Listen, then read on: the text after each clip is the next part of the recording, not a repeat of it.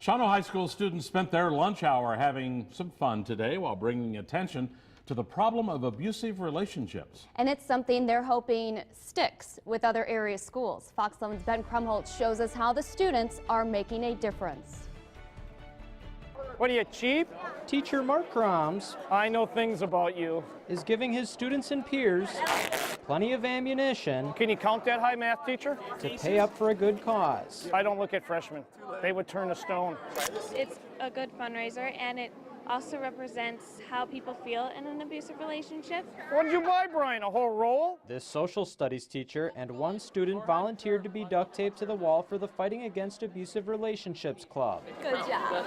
Each piece of duct tape represents each little piece of abuse, and as it keeps adding on, it makes it more difficult for those victims to escape the abuse. Eventually they just get so stuck that they can't do anything, that they need help.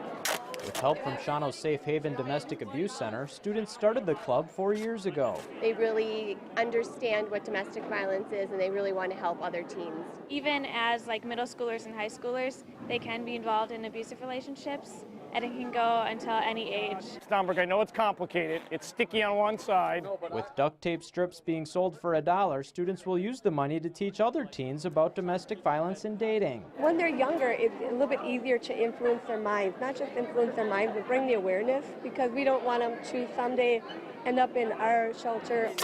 While the goal is to have the message stick, keeping this guy stuck on the wall Tape is smarter than you are, Taylor. is extra incentive. In Shawano, Ben Krumholtz, Fox 11 News. At today's event, the students raised more than $100.